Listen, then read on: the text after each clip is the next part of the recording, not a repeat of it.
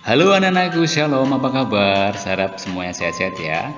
Hari ini kita akan membahas tema tentang Yesus pemenuhan janji Allah. Nah anak-anakku, sebelum mengawali pembelajaran kita akan awali dengan berdoa ya. Kita siapkan hati, kita mau berdoa. Dalam nama Bapa dan Putra dan Roh Kudus, amin. Ya Allah yang Maha Setia, Engkau mengasihi umat bangsa Israel, membebaskan dan menempatkan mereka di tanah terjanji. Engkau selalu setia memenuhi janjimu, meskipun bangsa Israel tetap kerap tidak setia. Dalam diri Yesus, Engkau menepati janji yang telah Engkau sampaikan kepada para nabi. Yesuslah Raja dan Juru Selamat yang bagi seluruh umat manusia, sebagaimana Engkau setia. Ajarlah kami untuk setia terhadap janji-janji kami, sebagai bukti bahwa kami mengasihi Engkau dan sesama. Amin. Dalam nama Bapa dan Putra dan Roh Kudus. Amin. Oke, anak-anakku, kita sudah mengawali pembelajaran kita dan berdoa. Nah, seperti biasa di awal pembelajaran, saya akan bertanya kepada kalian, apa itu si janji? Nah, apa ya? Nah, janji itu sebetulnya adalah kesepakatan antara dua pihak ya. Di pihak yang satu berkewajiban memenuhi kesepakatan dan di pihak lain berkewajiban memenuhi isi janjinya itu. Nah, itulah janji. Jadi antara dua pihak ya. Jadi misalkan anak-anak dengan teman, anak-anak dengan orang tua, ayah, ibu gitu ya. Nah, anak-anakku, maka yang dikatakan karena ini berkaitan dengan kewajiban, maka biasanya orang akan mengatakan, wah, janji itu adalah hutang. Kenapa sih dibilang seperti itu? Ya, karena memang harus dilunasi, harus ditepati, harus digenapi, harus dipenuhi atau dilaksanakan. Maka orang mengatakan, oh, janji itu adalah hutang. Nah, anak-anakku, pertanyaan yang lain, ya, siapa yang pernah berjanji? Pasti kalian pernah ya, entah dengan teman, entah dengan orang tua, ya, entah dengan guru, ya, dengan adik, ya. Apa sih isi janji itu? Ya, bisa saja misalkan orang tua atau ayah berjanji ya, nah nanti kalau naik kelas dengan nilai yang baik, nanti akan ayah beri hadiah ya. Nah, itu janji juga loh. Misalkan dengan teman, nanti aku janji mau ke rumahmu, kita belajar bersama. Itu juga janji. Atau dengan bapak ibu guru, aku berjanji mau belajar rajin supaya nilainya baik. Itu janji ya. Nah, anak-anakku, dampak dari sebuah janji itu apa? Nah, pasti kalau janji itu ada yang ditepati, ada yang tidak ya. Nah, apabila kedua pihak menepati, maka jelas ya akan terjalin sikap percaya, suasana gembira ya, selalu berbuah kebaikan, kegembiraan dan hal-hal lain yang menyenangkan ya. Nah, tetapi ya kalau misalkan tidak ditepati, jelas ya nanti pasti akan mengecewakan ya, menimbulkan perasaan tidak senang, sedih, bahkan tidak percaya lagi atau hilang kepercayaannya. Karena apa? Karena sudah berbohong. Katanya mau datang kok nggak datang. Katanya mau belajar rajin kok nggak belajar rajin ya. Itu menimbulkan perasaan mengecewakan ya, tidak senang dan bahkan sedih ya. Nah, anak-anakku, terus bagaimana dengan janji Allah?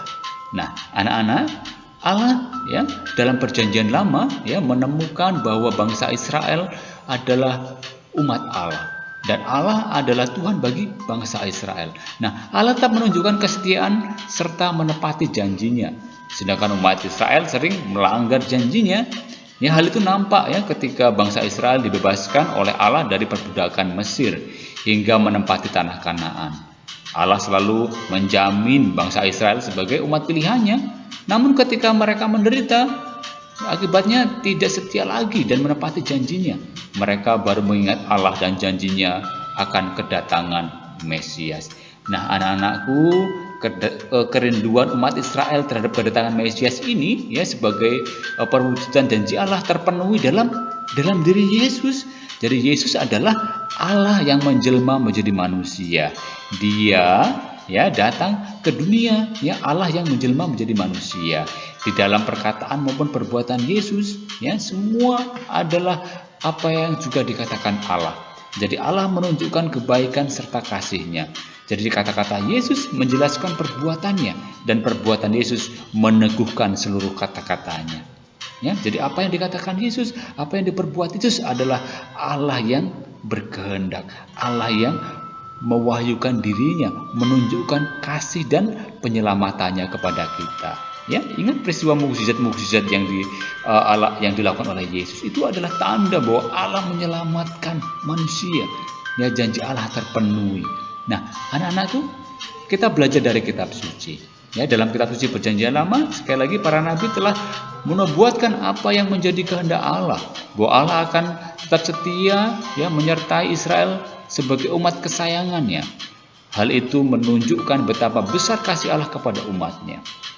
Kemudian sebagai bukti cinta kasih Allah, Allah mengutus Yesus Kristus yang dikandung dan dilahirkan oleh Bunda Maria.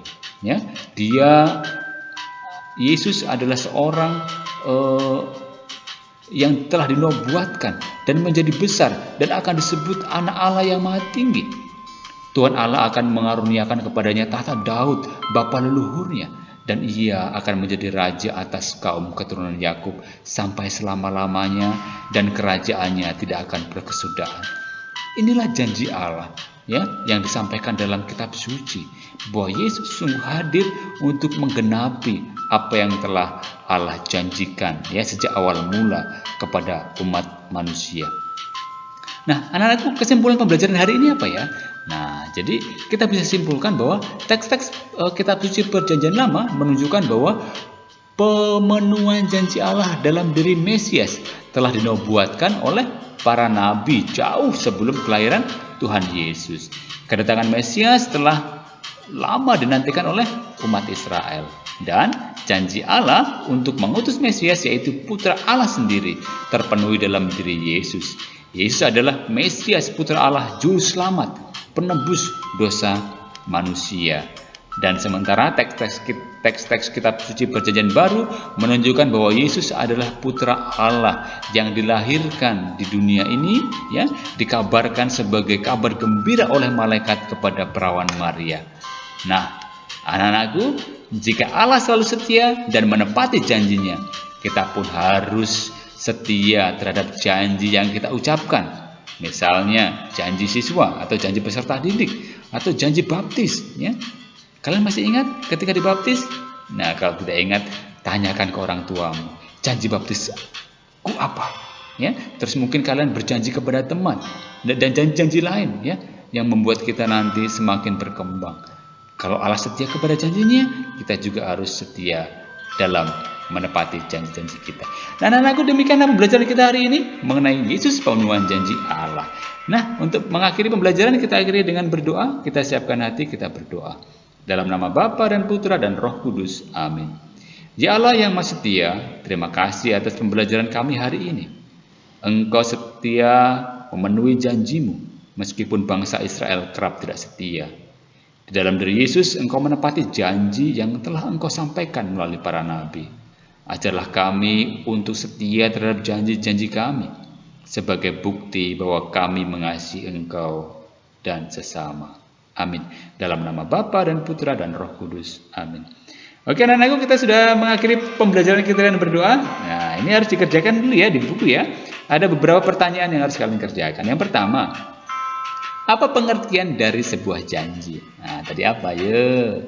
Kemudian yang kedua, apa akibat dari sebuah janji, ya, jika ditepati dan jika tidak ditepati, ya? Apa dampaknya? Apa akibatnya? Jelaskan janji Allah kepada manusia. Jadi, apa yang dijanjikan Allah kepada manusia? Kemudian, apa yang sebaiknya kita lakukan jika kita telah berjanji? Oke? Ini yang kalian harus kerjakan. Silakan kalian selesaikan, nanti dikirimkan ya ke Bapak Ibu Guru lewat WA atau lewat Google Form atau lewat Google Classroom ya. Oke, demikian anak-anakku pembelajaran kita hari ini ya. Sampai ketemu ya di video pembelajaran berikutnya. Nah, jangan lupa yang belum menekan tombol subscribe, silakan subscribe ya supaya tidak tertinggal materi-materi kita berikutnya. Ya, jangan lupa juga tekan loncengnya supaya ada notifikasinya kalau ada video terbaru. Oke, bye-bye, sampai ketemu ya di video pembelajaran berikutnya. God bless you, Tuhan memberkati, tetap semangat, jaga kesehatan.